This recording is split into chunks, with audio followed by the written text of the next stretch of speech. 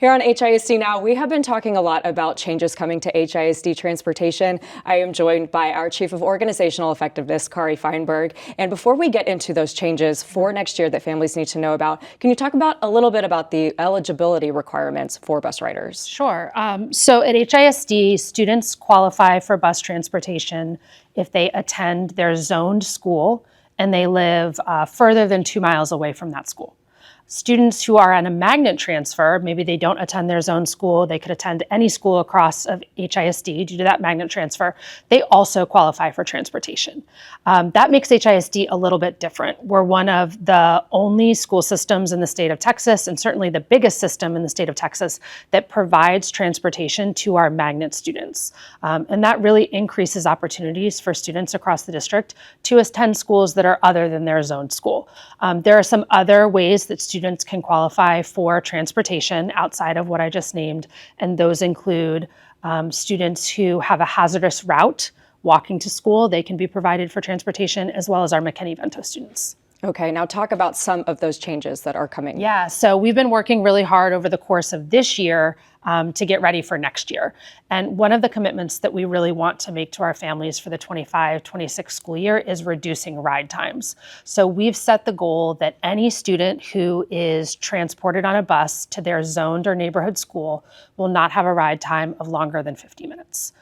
Students who are going to one of those magnet schools and maybe on a route that is a little bit further away from their home, our goal is that they are not on the bus for any more than 80 minutes. And with those goals in mind, we also have some changes coming our way in terms of how we transport students. One of those big changes is how transportation is requested.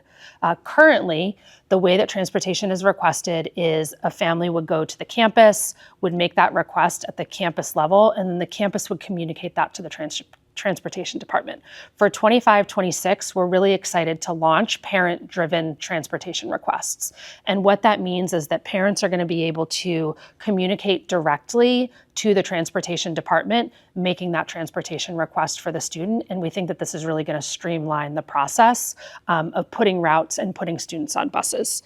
The next thing that's going to be a pretty big change, and one that I'm particularly excited about, is opening up the opportunity for our high school students to use public transit via Metro.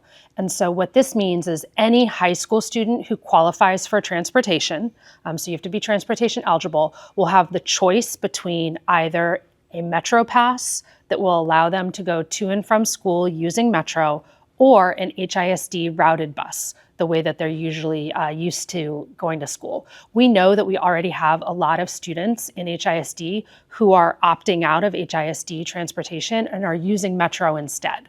That's something that, if it works for the family and works for the student, we want to continue promoting through a more formal partnership with Metro, and we'll be paying for those Metro passes for students, for high school students 9 to 12. And then a third thing that is coming your way next year is we're really diversifying some of our supports and services to students with disabilities.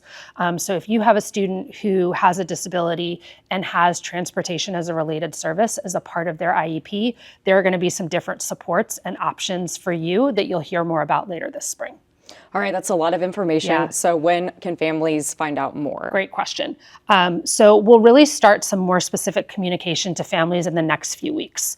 And that will lead up to families receiving a survey during the week of May 5th, where they'll be able to make that initial transportation request for the 25-26 school years.